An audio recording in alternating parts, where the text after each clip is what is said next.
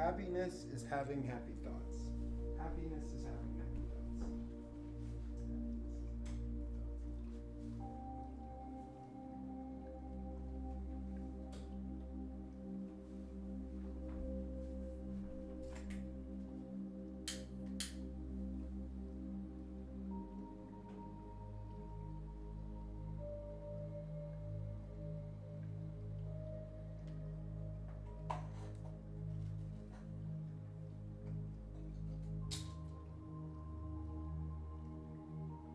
Yo, this guy is moving quickly. I thought. So I thought it'd be a better idea to like pick a 60-minute game and then play it more slowly, but like be in the game. And this guy makes one slow move. The opponent makes one slow move, and since then has just been on a complete tear. Let's make a move. Oh, what a blunder. This is already over.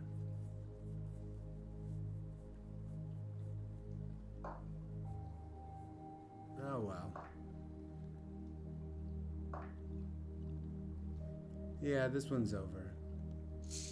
All right, so let's do a 30 like we did last time, and let's see how that works. Since it worked last time, I just played in a chess tournament where I won 2 matches and lost 2 matches, and I had one game today that was over 3 hours long. But it was a blast. It was a lot of fun, and you'll have to forgive me. I'm gonna have to eat just a little bit since I gotta go take my ex Marta is out of town, and so I'm gonna take my kids to the gym here in a bit. All right, so a 30-minute game. 30-minute game, that way anyway we can see it from the top. I'm an e4 player. Some people like to play d4. That accounts for most of chess. Hold on. My cat doesn't have his chair. Here you go. Hopefully he makes an appearance today. E4, E5, that's the second most common move. The Sicilian, if you watch the Queen's Gambit, it's what she plays. And this is the Petrov. Although I wish they would call it the Russian. The Russian. We'll just play a few more moves.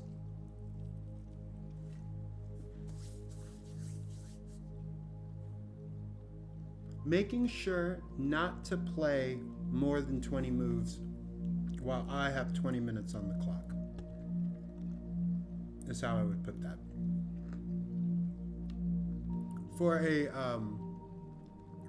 For a sign of things to come,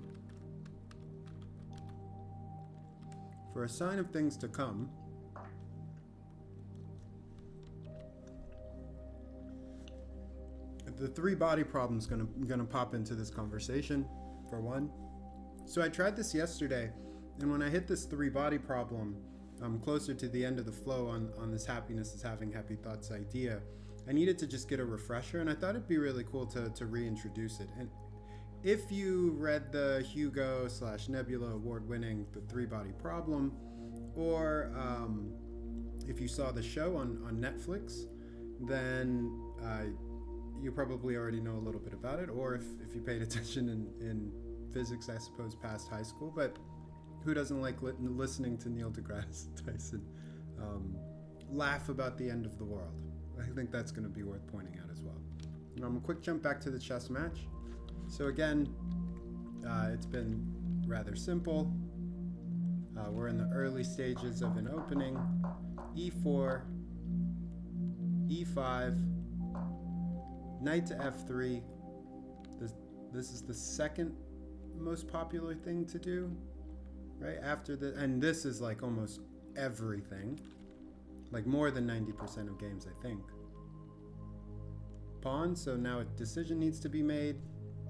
Knight can take as the main line, but at my level I see more of this, and to this I play E5, attacking the knight. So the knight has to move, or what I see often is queen comes to E7. So we'll see. All right. So let's head back to the main screen for chess. And let me just open my notes because I wanted to jot a few down. Most of this will be, always impromptu, but I have an 11-year-old son. His name is Isaac. His nickname is Wysick. And one thing that we've always liked to do is have conversations like this, or more, I like having conversations like this, and he sort of tolerates me. Anyway, so we were driving to his baseball practice the day after I sent the recording out, and I said to him, all right, I'm going to ask you a question. So he knew it was serious, so he quieted down a bit. And I said to him, happiness is having happy thoughts. And he didn't react for a while. Mainly because I told him, I said, don't answer this immediately. Don't feel the need to answer this quickly. But happiness is having happy thoughts. I think I do have to take with the queen here. If I do nothing, then the knight will take, and I haven't castled.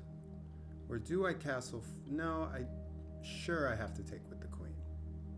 Because then he's going to have to move the knight again. And he can't take this pawn back. So I think the only move here for the knight is to jump out.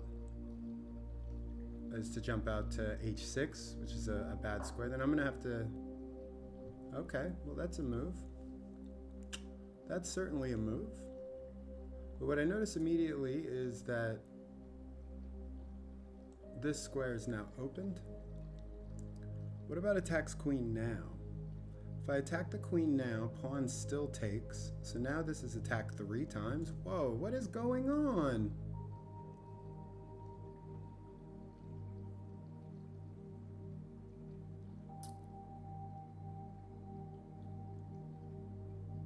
I am sure I just take this pawn.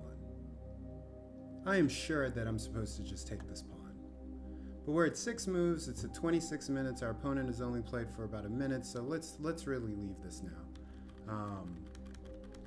And discuss the resolution again. Happiness is having happy thoughts, and having a conversation with my 11-year-old son, saying to him, all right, Isaac, happiness is having happy thoughts.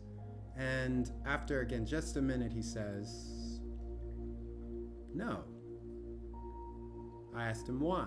He said, well, when I hit a home run,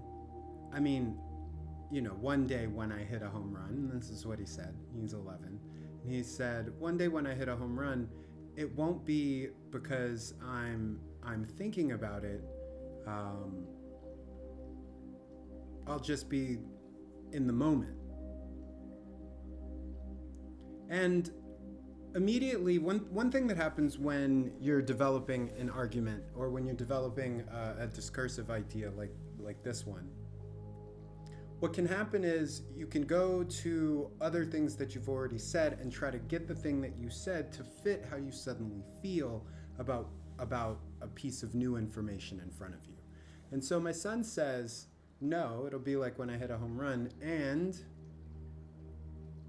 I was fortunate in this situation because at 11 years old, I did hit home runs. I actually have had that feeling, and I agree almost immediately that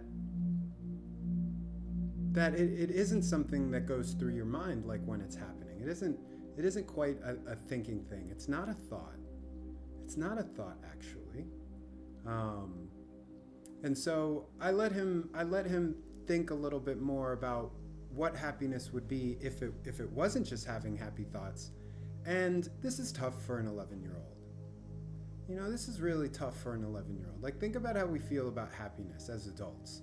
It's a really complicated question. Even the question like, what makes you happy, is just, it's for lack of a better phrase, it's like borderline inappropriate. Like, what makes me happy? You're asking me if I'm like, this like insanely deep person who keeps detailed tabs on something like that. Like, if I knew what made me happy, I would be in a very small percentage of excellence as it regarded understand as it regarded like characterizing my happiness objectively in any way. But what I did immediately want to do was go back to goal setting. Remember, I said goal setting, and then we talked about money, or at least briefly mentioned that money would end up being an important part of the conversation. To ignore money in this conversation, even right away, I think would be a mistake. You can ask young people like what it is that they think will make them happy, and money is almost always the first thing, I think. If not, they'll say something, like family or love, but like the basic concepts of living. Nothing so complicated as, oh, well, I wanna experience some kind of enlightenment before I die. Not that it's surface level. It's just like that's the age they're at. That's what they're thinking about, and they're also being trained for it all the time, and they're listening to music about it all the time. But goal setting is definitely a part of the age that we live in. There's this idea that like if you set goals the right way, you can do anything, like anything at all. And so I said that to him. I said, so is it like you have this goal of hitting a home run, and then when you hit it, and I started thinking maybe happiness is the space in between when you set the goal and when the goal is accomplished. But that immediately doesn't feel right. I don't get the right sort of like moment in my mind. Like when you land on an idea that fits, you have this harmonizing feeling, like the feeling when you were a kid and someone helped you, like a teacher helped you realize something. It's a very pleasant feeling. But I stopped short. Like our conversation was short-lived and turned to baseball quite quickly. And again, I realized that at that age, processing happiness isn't very normal. It isn't the norm, that's for sure. So yeah, after he thought about it and he'd hit home runs and I'd had the experience of hitting home runs at 11 years old, which I was sure to make sure he remembered.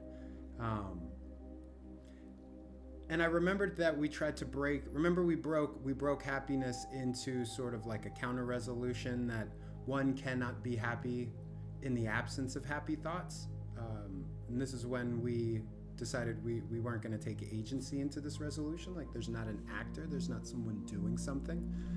So that'll be sort of the second bit. So right away the idea isn't doing very well. I wouldn't say that it's on its last legs. I wouldn't say that I'm immediately like, this should go away. But I certainly had the feeling that what initially was like, if happiness is having happy thoughts, how has no one talked about this before, started suddenly arising. And the dual nature of happiness as a feeling, as opposed to a thought, immediately came back. So let's make another few moves, and then we'll talk about the agency problem, and then my history with happiness thought experiments, which started in earnest in my early 20s, but certainly I would have explored it in high school during my days as a debater. So back to the chess match. All right. So I think I can think of a few moves. Okay. First, we just do some simple counting. 1, 2, 3. Okay. Everything's about this pawn. That's all we have to think about. There's nothing else to think about. This move doesn't do anything because you can just go knight takes.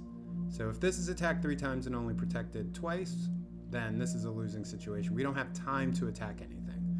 And none of these checks work, because if you go check here, the bishop would come. This would be attacking the queen. You have to go back. You're in the same situation.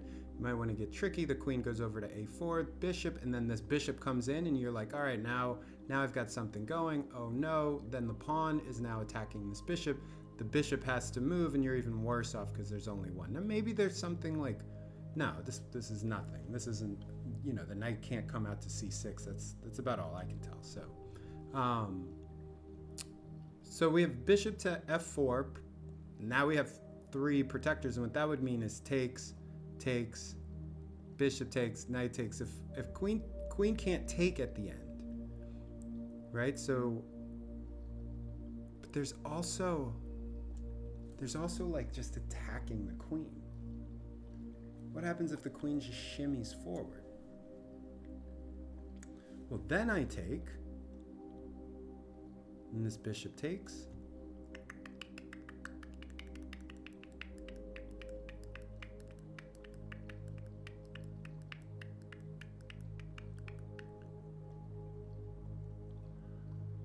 But in any case, this is probably the square where I want to put this knight anyway. Maybe this is going to happen. But if that happens, now we're talking. Now, no, this doesn't become an issue quite fast enough. Check, knight, takes. Yeah, we still have the same problem. But if we liquidate it, at least we have an isolated pawn. And that's better than nothing. This can't be attacked quite yet. All right, let's take it. Let's just take the pawn.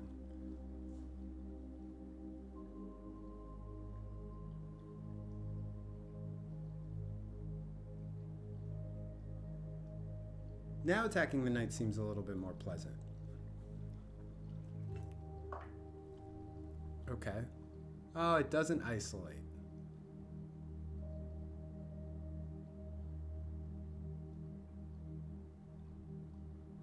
So that probably wasn't right, because now this bishop's going to come out. What if I go here first? Then he does have to take. And then back. I'm going to try it. This seems dangerous. This is a proper chess move.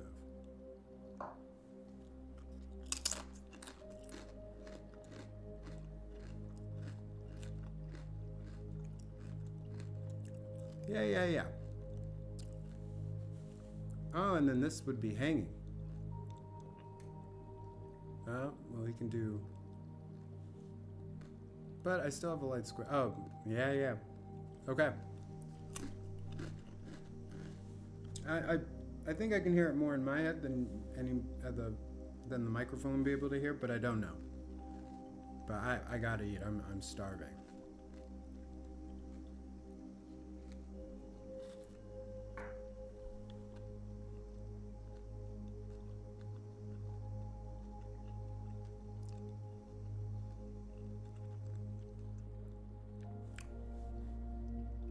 So I'm in check, which I didn't see, because it doesn't make a lot of sense to me.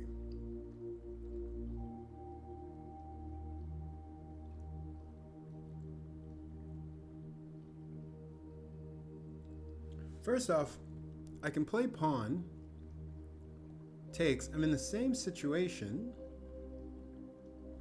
and I want to play my knight to d2 anyway, in case I end up with this pin, and that I think just keeps my options open.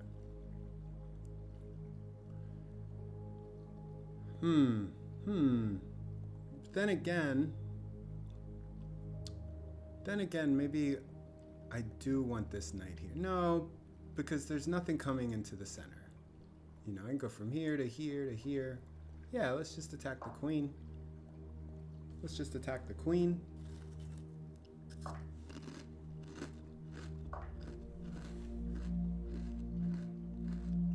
Okay, now I am much better. The first order of business is the opponent, like, first, just look at the board. All right, if we were thinking nothing, we would say the only two moves that black has made is knight to f6, knight to g4. That's it. While I have played 1, 2, 3, 4, 5 moves, and I'm about to castle. So imagine starting a chess match. You just take two pieces off the board. Okay, so he's going to liquidate. He'll have an isolated pawn. I'll immediately be able to take that pawn back, because after I play here, there's the threat of check. So now we're at 11 moves, 15 minutes. So we're right on schedule.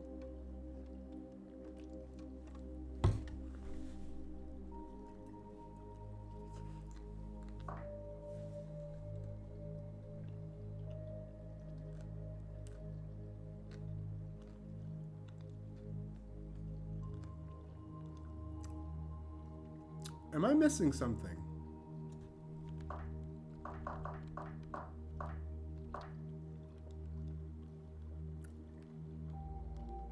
Okay. Sure. This still works.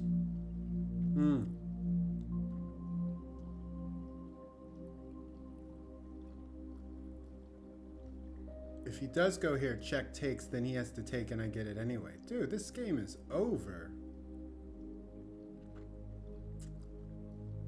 Right? Here, they're too sensitive. If I get this, I would take the rook, right? Because knight, even if the king isn't anywhere nearby, the rook couldn't move. So the next move's going to be rook to b5. At first, I was worried about, well, I guess so. So he's going to end up going king to d7. Check. He probably will come all the way out. Takes, rook takes.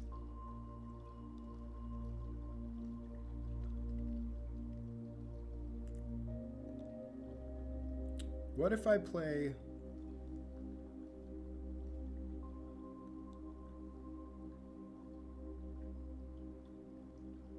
It just has to be the move.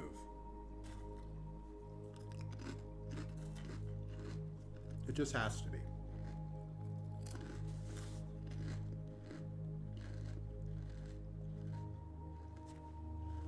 Bring the rook to the file. I think. Seems rather straightforward. I wouldn't be shocked if we get a resignation.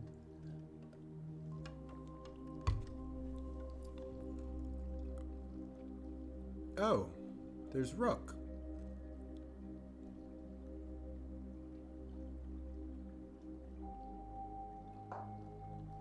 This is attacked twice. The check's coming. There's nothing to be done. He's gonna resign. He's gonna. All right.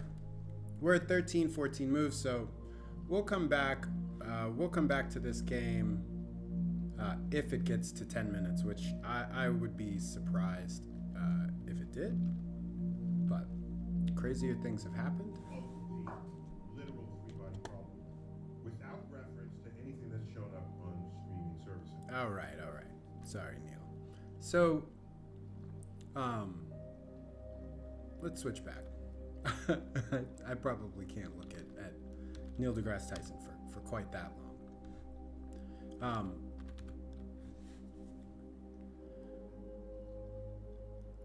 That happiness is not a thought, is not some crazy, amazing revelation where all of a sudden, I think to myself, oh my goodness. I can't believe it.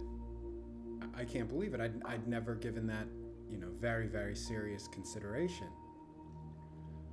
Because happiness is a really complicated thing. So it literally isn't going to just be one thing. It's almost certainly going to have many different tendrils. The point of the exercise, though, was to think about whether or not thinking was the primary element of happiness, and a lot of people would say that it is, especially post Rousseau, like this great pleasure that we get from thinking. I think, therefore I am. But when I thought about the duality of happiness, and happiness as a thought and happiness as a feeling, thinking about how I felt when I hit home runs, and literally just an 11-year-old saying no, I wrote this down. Happiness becomes a de facto personal problem. And this, when we talk about thinking clearly, these moments when you write, they are very meaningful.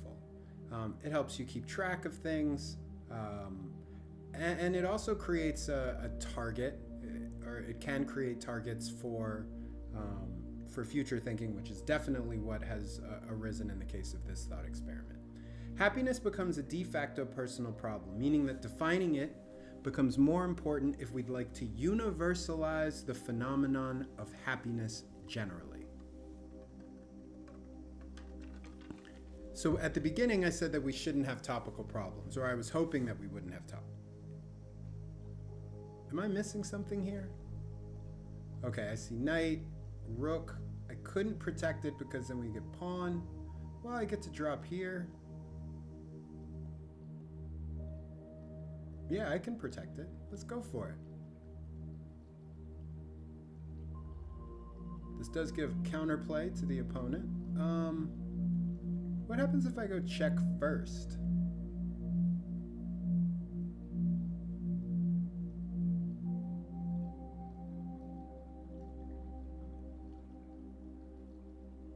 Then there's no problem at all, right? Because the rook is no longer attacking the king along the f file.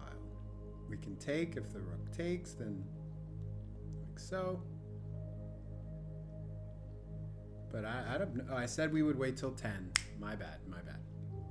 That's why we should have had NGT on the screen, I think.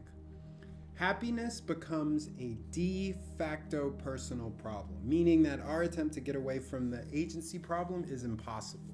Meaning that defining it becomes more important if we'd like to universalize the phenomenon of happiness generally, which is just a long-winded way of saying, find a way that I can talk about happiness and you can talk about happiness and we'll both be talking about the same thing, which is not what's going on presently. Definitely not. So how can we characterize happiness in a way that's formal enough for us to process it? I liked that sentence after a lot of thinking about it. How can we characterize happiness as opposed to saying define? Like when you say define, then that means figuring out what a word means with other words. If we're going to characterize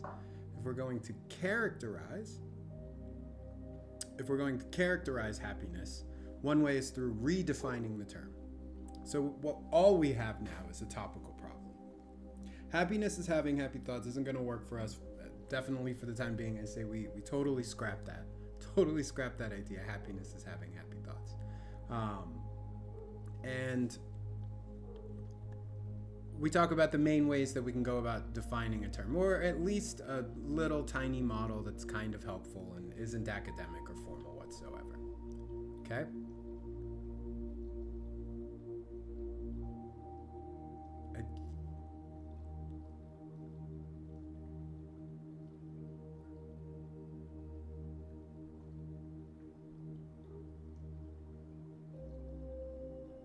Now, this move makes it so that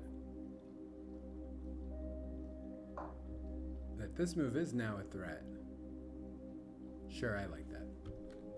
And we are right on schedule.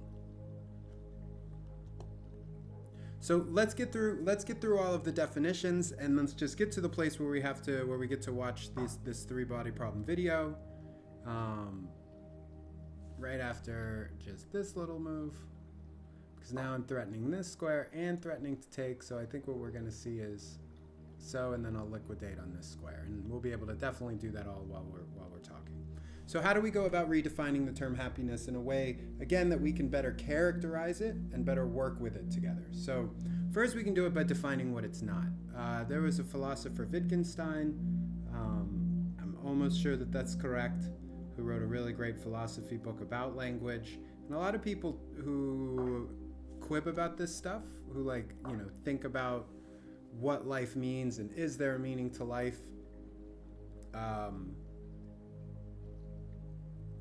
lot of those ideas come from him, like questioning language. When I think about this guy, that's what I think about. I think about Wittgenstein. That's just who comes to mind. And he said every word that exists, so soccer ball or soccer, is only soccer because it's not all of the other words that exist, okay? And that's interesting to me. It might not be very interesting to you, but it is pretty fundamental, especially for someone like me whose life has been about an ability to put ideas together with words. So we're not going to do that. We're not going to define happiness by all the things that it isn't. You can create an exhaustive list, meaning a short list of things that would kind of fall in the purview of happiness. But one of the drawbacks you have here is necessarily you have to have make this move. Necessarily, you have to have a clearinghouse. So you have to have a set of words, and then you have to have all of the words, like all of the words mean something specific, and then one word that is everything else, right? So one word that's, covers everything else. If you think about binary, there's binary, non-binary. That's just like, that's two choices. But really it's like binary, binary, and any other way that you could think about gender, right? Binary is the default way that gender gets thought about. Maybe that's right, maybe that's wrong, but the clearinghouse in that situation, so you can think about it and talk about it, are all of the other ideas. You can use your intuition, which is a great place to start with thought experiments. Like that tends to be where all of the thought experimentation comes from to start with. Your intuition and your curiosity sort of working together. I definitely want to do this first, because now when rook takes, knight takes, all that we have left is 1, 2, 3, 4, 5 pawns versus 3 pawns. I'm going to have all the other advantages that you need to have. And a rook beats the shit out of a knight. It's called, literally in chess terms, it's like called domination. All I gotta do is make sure there are no squares where I can get forked. So right now there is not a square where the knight can live where I would be able to get forked, right? But you could see if my rook was here and the knight suddenly found itself on the square e4, then, well, that would be check on the king while attacking the rook. They trade off, and I'd still win the game. All I have to do now is not blunder. Okay, now moving to e1 would invite the fork I could take, and then I would still win this game. It would make things a lot easier. But I'm not gonna. I'm gonna play this. What do they say? They say clinically. And the fourth way that we can go about it is defining it in a way that's establishment friendly. That is not meant to mean anything good or bad. Saying that it's establishment friendly does a really good job immediately of making it so that others will be able to access your ideas easily. So using the right words, or using the words that are most expected. He really wants to play this game. He's making it so that I can't go here and check the king. Let's just go here. The king will come down. If so, I'm going to check takes, and then we can just play with pawns. All right, so defining it by what it's not, creating an exhaustive list, intuition, and being establishment friendly. Those were the big things. My initial, maybe I mentioned this in the first video. My initial, well, that's a mistake. Check takes. Don't do that. If I take, then the knight comes here. That's a fork, and I don't recover the piece. So what I'm actually going to do is just take the rook and pre-move f4 and pre-move h4 and pre-move g4. And these moves will just pop up on the board. Now I've done 2 of these. 2 of these I have a history with in terms of thinking about happiness. The first was a quote that I always thought came from Mad Men.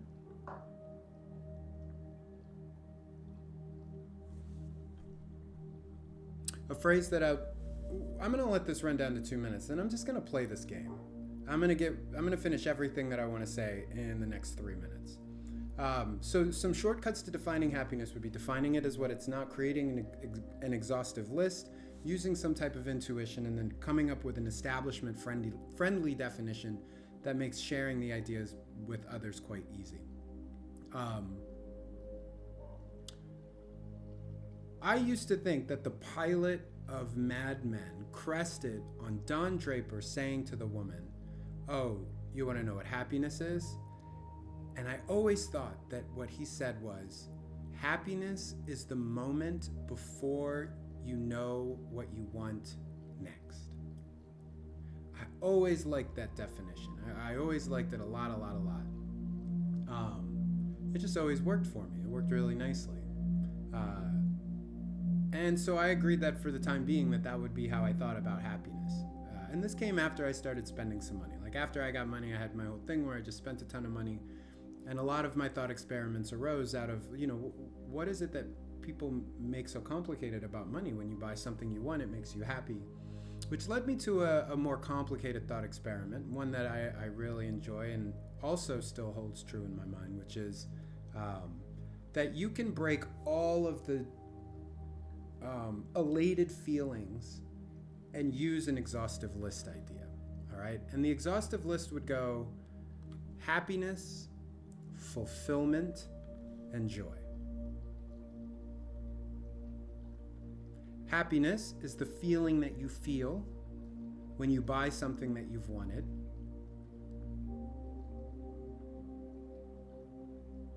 Fulfillment would be the feeling you get when you say you're going to do something difficult as part of a group or for someone else.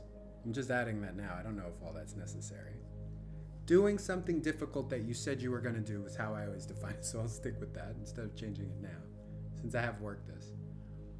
And then joy were all of the other feelings. Joy would be the set of all of the other feelings. And the point of this was to isolate happiness, the feeling that you get from buying things, not because it's a good or a bad thing, but because I was personally interested in marketplaces and their origin. Like, what is it that this does for us as people? Buying things. We all buy things. I liked in Sapiens when he said the age of shopping. That was the first time I ever heard that term. I think it's really accurate. The age of shopping. My daughter went shopping yesterday. She's 14. She was totally excited. She just started shopping, like for real. But she did it for Christmas so that she could, buy her family a bunch of stuff. So yeah, that's where we ended up, and I think we'll talk a little bit about it. But what we get here is a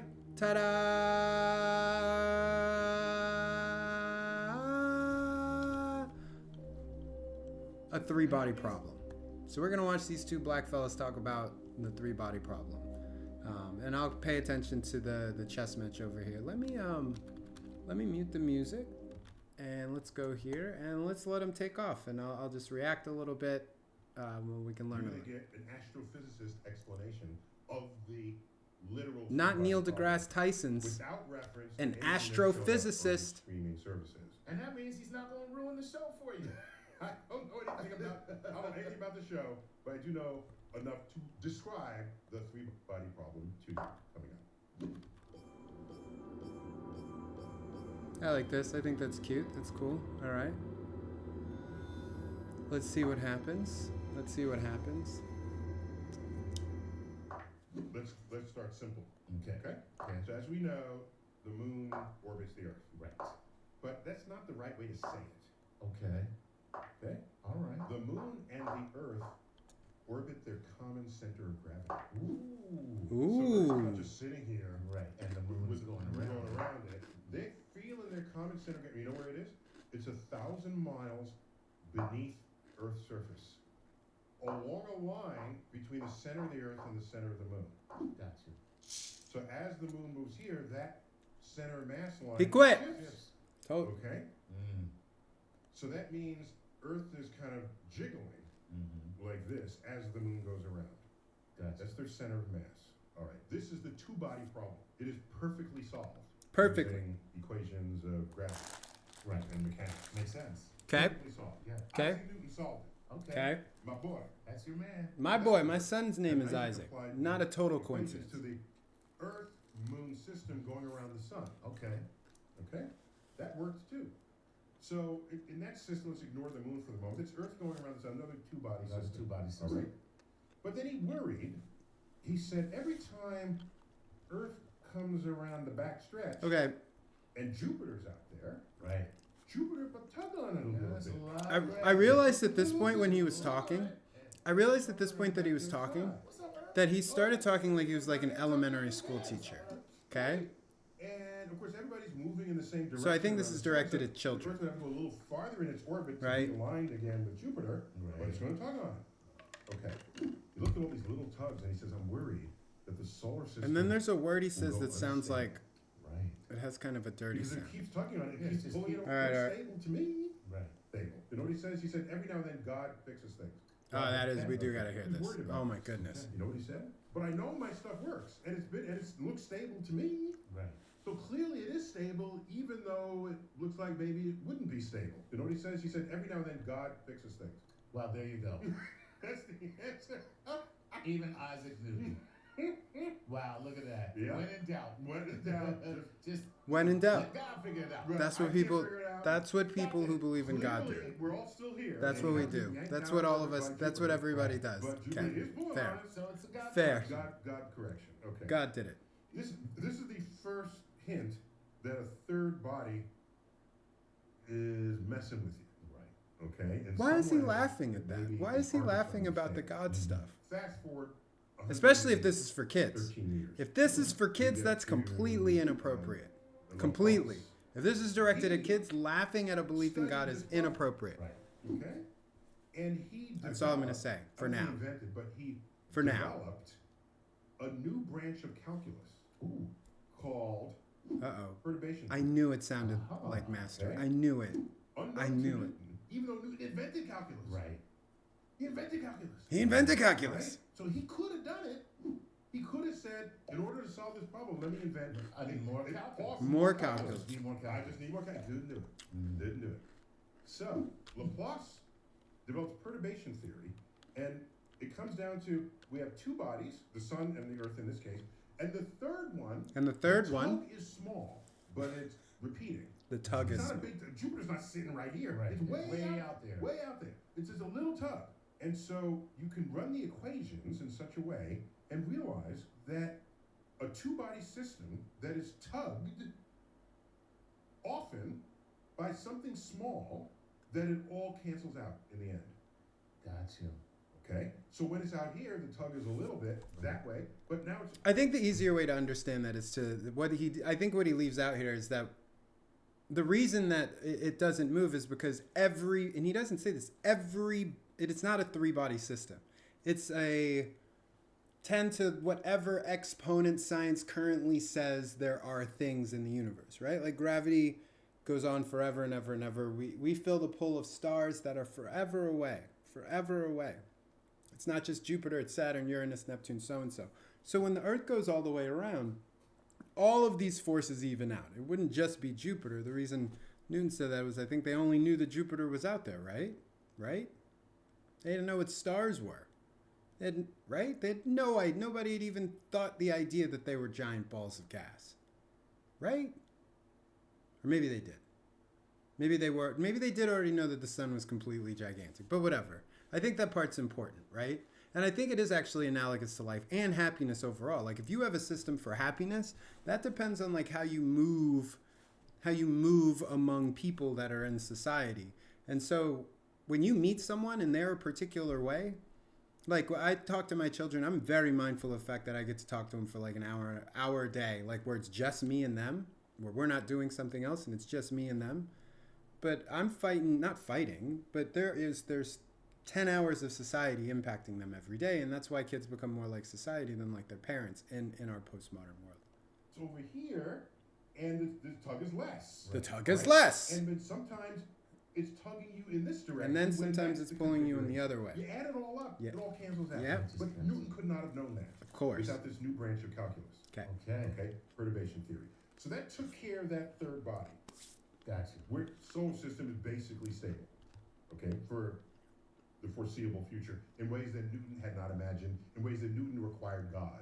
Right. Okay. Oh, by the way, just a quick Oh, aside. let's talk about God This is again. Now we're up to the year 1800. You know who summoned up these books to read them immediately? Because there's a series of books called Celestial Mechanics. Okay. Napoleon. Ah. I am Napoleon. Napoleon, who read all the books he could on physics and engineering and metal. Then he went down. Look at that. Okay, he wasn't just a tyrant. Right. He was like It was a smart smart tyrant. All tyrants are smart. So he summons up the book, doesn't he? All tyrants are smart. What is he talking about? Right.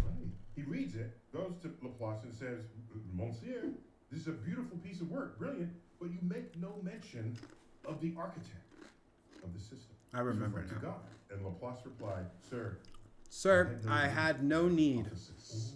I'm above you, Napoleon. I'm above you, Isaac Newton. Man. Ooh. Mm. That's a dig on Napoleon and on And on Newton. Newton. Yeah. And on Newton. I have. Oh man, look at that. Is it a dig? Yeah. All right. So Is it a let's dig? keep going. Go ahead. So now, let's say we had Is it a dig? Is it a dig? I had no need. Like, let's say you asked me for something. You're like, hey, why didn't you talk about Alyssa in the paper? And I'm like, oh, I had no need. I had no need, Napoleon. The emperor, the new emperor of France comes and talks to you scientists, and you think that what he said was, bro,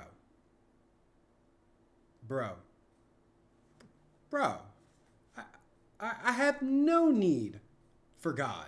He's going to say that in the early 1800s. He's going to say that in the early 1800s to Napoleon, to his face. Or did he leave out the part where this was the bravest scientist that ever lived? No. Anyway, he was probably literally there to build better cannons so Napoleon could take over more stuff. Right? That's probably why most of their conversation was about cannons and killing people. So, have whatever. not just the planet and one of its moons, but If this is for kids, it's annoying. I'm really bothered. let's say we have a star and another star, double star system, Right. famously portrayed in what film? Star Wars. Star Wars. Yeah. All right. Of course. So, those two suns and the planet is stable, and I'll tell you why in a minute. We'll tell you why. But if you take a third sun and put it there, about approximately the same size, then what kind of orbits will they have? Give me two fists here, okay?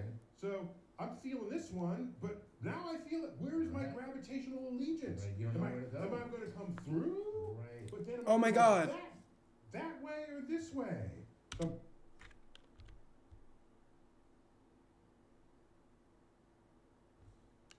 through system, and do I go to you in order to? But wait, and you're still coming around here. Right. Now I feel this, and so Yeah, let's it change turns this. out the Oh, I orbits like of this. a three-body All right, problem here's the are meat. mathematically chaotic. Mathematically I was chaotic. about to say that did not seem very stable. Something has to give.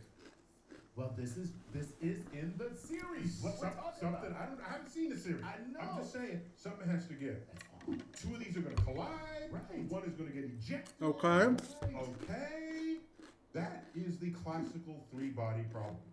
Three objects of approximately similar mass trying to maintain a stable stable orbit. orbit. Okay. It was chaotic with just three objects. Look at that. It is unsolvable.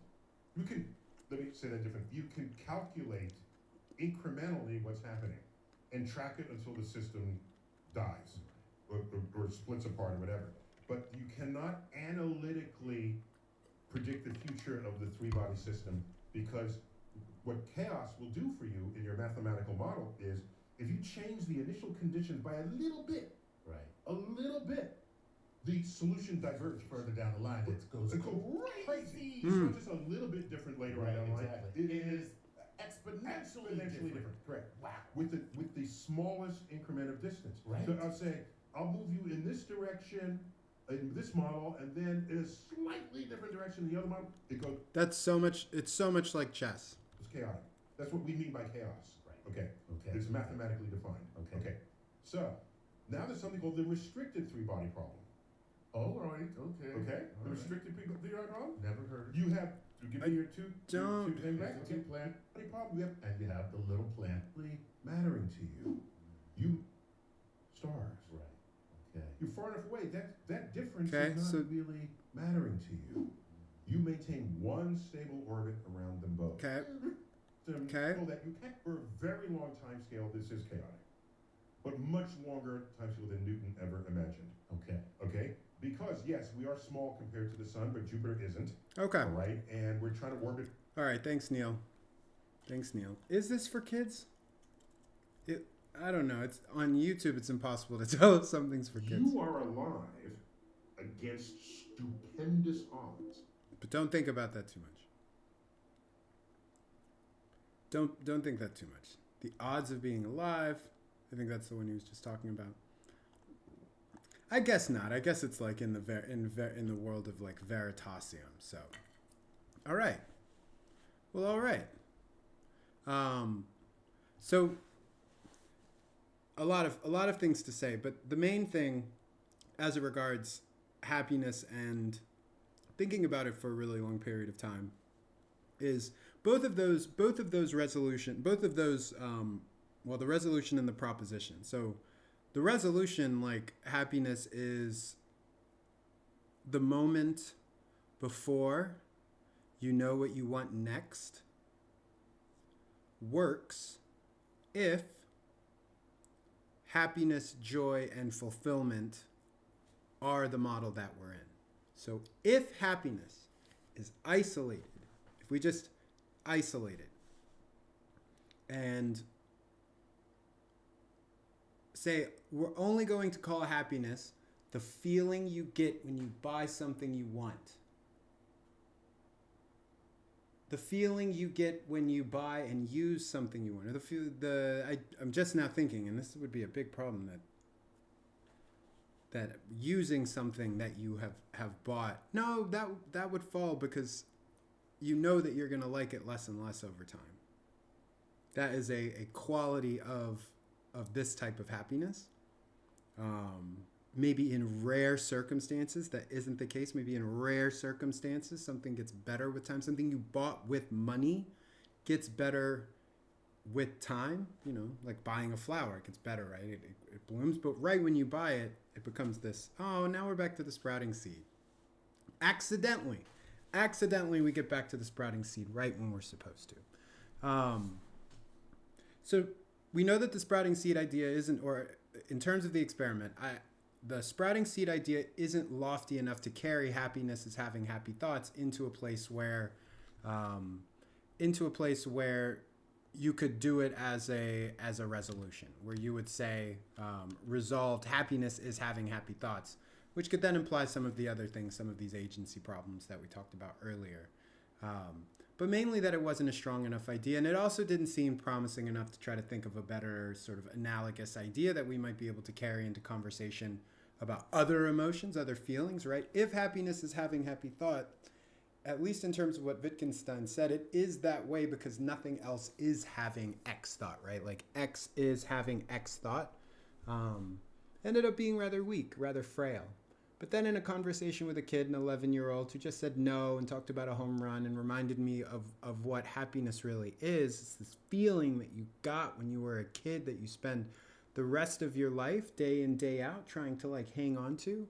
You know, happiness is imbued in the word childhood. It is not imbued in the word adulting or adulthood.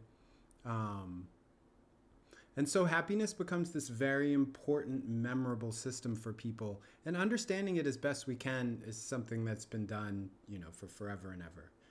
I met it with Kant, who said you can't really be happy because happiness as a goal to him seemed unreasonable. Maybe he used a different word. And I know I'm being not nearly technical enough here, but basically, you need to have what you want now, but also be sure that you're going to have that thing in the future. And since you don't know what the future is, well, happiness as that type of thing, like it just can't hold.